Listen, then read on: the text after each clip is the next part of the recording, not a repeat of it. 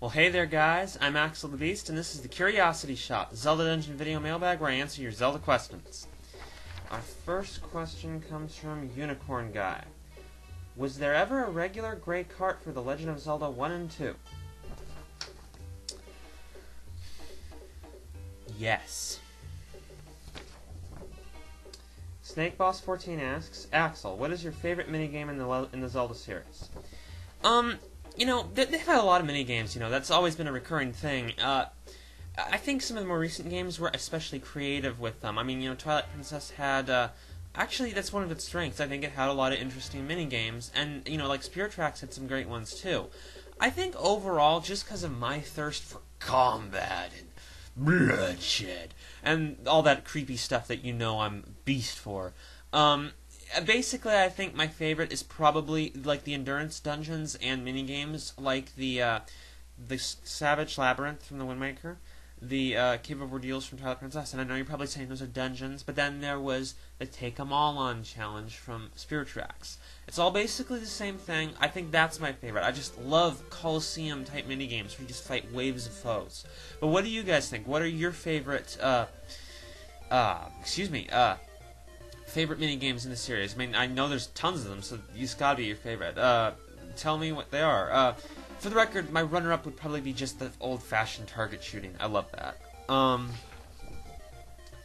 Third question, actually, is from Cheesy Gibbon. What did you think of Linebeck and Pam Hourglass? Did you find him to be a comical character or an annoying one? Actually, I think Linebeck was probably one of the single best things about Pam Hourglass, even though I thought it was a great game overall. I thought Linebeck was hilarious, especially the moment when you're on the ghost ship with Tetra. You'll probably know what I'm talking about if you played the game, and what he does after he gets encouraged, let's just say. I won't spoil it for you people who haven't played it, but it's definitely a moment that's worth playing the whole game for. I'd play a crappy game just to see that, I swear. I think he's a funny character, and he had great character development. There are times where you could find him annoying, but yeah, I saw more humor in his character. What did you guys think? Was Linebeck the character you liked? I honestly liked him more than Midna. Midna was a good character, but I didn't really. She was kind of a jerk.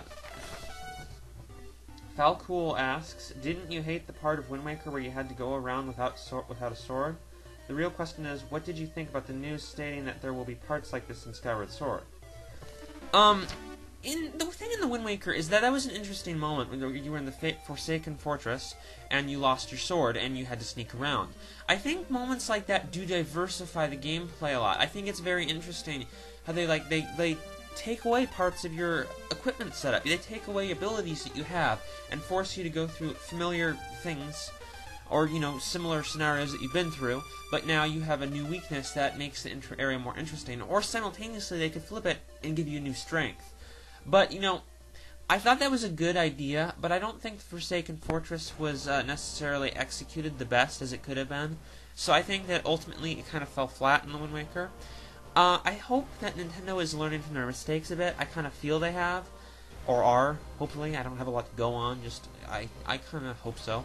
And I think in that, if they're going to be doing that in Skyward Sword like they've insinuated, I think that it will be more interesting, and I kind of look forward to it. There's a lot of possibilities. I've heard, there was a forum discussion on it, over on the ZeldaDungeon.net forums, actually, about the whole thing, and it got me thinking. Fancore asks, did you talk a lot about how the bosses in Wind Waker, Twilight Princess, Phantom Hourglass, Spirit Tracks are too easy? Is there anyone in particular that you found annoyingly easy? Well, the fact that they were too easy was sort of the annoying part for me, because I like challenge. But if I had to pick someone specific, for Twilight Princess, I would probably pick Armogoma. Now, it was cool to see Goma again. I was a little disappointed that he looked just like a spider, but, we're not talking about his looks anyway. He had creative character designs in other games, blah, blah, blah, blah, blah. I could go on. But, point is that there was nothing to that boss. He crawled along on the ceiling, and basically he, I don't know, that's all he did, and he occasionally shot a laser beam that was painfully easy to dodge. It wasn't any different from a Beamos. So he was like a spider on the ceiling, and a Beamos, and that was it. And you just knocked him down when he was over a thing, and he was about to shoot his laser, and then he got smashed by a statue. Plonk.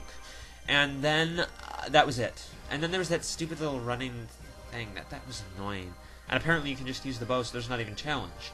As for the Wind Waker, I'd say it was Jalhalla, the big ghost in the Earth Temple, because the sad fact is, there was nothing to him either. I mean, there was some challenge if you were really getting into the fight and you were running around, but having actually, at another time and place, I actually wrote a boss guide for the game, and as such, I analyzed the boss, and I was appalled. Because playing it, you don't notice this. I think they intend that. But you actually, if you analyze the boss fight, you find out. I don't know if this was just a fluke. I'm actually sort of flabbergasted. But it's actually like, he can't even hit you. You can stand there and he'll shake his little lantern and the fireballs just land around you. It doesn't even... I can't believe it. And that's the only attack that does any damage, other than blowing you into the walls, but that's pretty basic to avoid. In Fam Hourglass, that one, I thought the bosses were very creative, but also pathetically easy, every single one of them. My worst was probably Cyclock, that squiddy thing that you throw bombs up into, who has the tornadoes. That was just a joke. Oddly enough, Spirit Tracks, having actually played it now, I actually thought it was a fairly hard game, and I thought a lot of the bosses had decent difficulty levels. Obviously, Stagnox was very easy, but he was the first boss. That fit with the learning curve. So, I have no complaints with Spirit Tracks on that front, actually. Justin Nickerson asks, one thing I'm confused about is why the winged race in Wind Waker is the Earth Temple Sage, not the Tree Race. That whole relationship between those two temples and those two races is a big point of discussion for the Wind Waker. There's some confusing points there, I'll admit. I think ultimately they were just going with how things flowed. I think, the Rito were evolved from the Zoras. That's actually a fact. I know it stirs up debate, but they've proven it, and Miyamoto's confirmed it, basically. And basically, they always had that mountain. They were just, even though they flew, they were more intimately tied to the Earth as their cultural theme, not their physical ability. Whereas, back in Ocarina of Time, I've heard rumors that the Forest Temple was originally going to be a wind temple.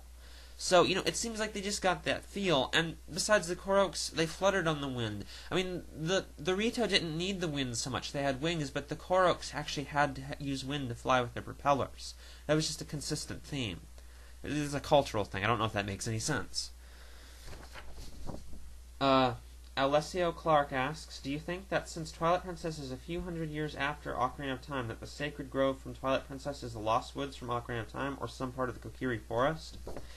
I don't usually put a lot of stock in this thing, because I feel like they just make these new areas, and they sometimes add new or exclude races that we've seen, and they don't mean anything by it. It's just what they chose to do for the game. It doesn't necessarily mean anything for the timeline. It just didn't appear or whatever. That said, I kind of get the feeling that Hyrule has this sort of titanic network of forests that are all connected. Faron Woods, the Lost Woods, Sacred Grove, whatever. I kind of feel that they're connected. That's all I can say on the matter, because I don't know. I'm not a Hyrulean geologist. That would be pretty cool, though. Thomas Godden asks, do you like the fact that Majora's Mask used a lot of the same characters from Ocarina of Time, and would you like to see that again in the future? That was really just them sort of recycling the graphics and the expansion set sort of feel, I think. It was cool, though. It was cool to see them again, and the alternate dimension thing. Ultimately, the series sort of does that anyway. Tingle appears in all the games. There's other characters that recur, so it's not like it was a Majora's Mask thing, in my humble opinion. But it was cool. Yeldarb2 asks, I just wanted to know if you have any thoughts on whether or not there will ever be a Zelda MMORPG on, say, future Nintendo platforms. I've actually entertained the idea myself. I actually honestly think it's a legitimately cool idea, and it has a lot of potential, even though I know it's not popular. I don't think it'll ever happen, or at least not anytime this century, or this reality. And I don't know how much they're going to talk about that on future Nintendo platforms. Maybe if they talk more about online play. Four Swords stuff, maybe, but like an MMORPG, I'm not seeing it. Not right now. It just doesn't seem like it's coming in the near future. Hero of Time asks, do you think Termina or any masks from Majora's Mask will appear in a future Zelda game? I don't think we're going to see Termina again, because it's sort of like it was just part for that game. It's the same with the mask theme. It expanded a little bit off Ocarina of Time, but it's sort of like the masks where, it was Majora's Mask's theme and its thing, and if another game copied that, I think it would it would feel awkward because the game wouldn't be based around masks. I mean, I'd like to see both things again, but I think the gameplay quirks with the masks can be brought back without masks. You know what I mean? I'd like to see expansion on Termina's world, but I don't think it's going to happen because Majora's Mask story was pretty much complete. Last question. I recently heard, Dainty L5 asks, I recently heard a theory that Ganondorf is merely Ganon's puppet. What are your thoughts on this theory? To be honest, I've heard this theory myself, and it's actually one theory that I actually sort of hate. No offense. The idea that Ganon and Ganondorf are separate entities, and that Ganon is the evil spirit, and Ganondorf is just some schmuck who got possessed by him, it's baseless in my opinion. There's no... You can't just... It's like... It feels like it was invented as a bit of conjecture to explain away something else, or to explain some other radical theory. I don't feel like it's... I mean, it's a cool idea, but I feel like it's nothing more than a fan fiction idea, and it's doesn't have a lot of legitimate application in real debate. Not right now. I mean, there's nowhere I can think of that really gives a good, solid reason to think that. I'd like to extend this discussion a little bit. Post what you think in the comments, and I'll try to respond as much as I can and talk to you about it. I mean, it's an interesting theory. It could explain some things. I just don't see why to jump to that conclusion. It seems a little odd to me. Alright guys, well that's it for this time. Send your questions to the email address in the description, and later.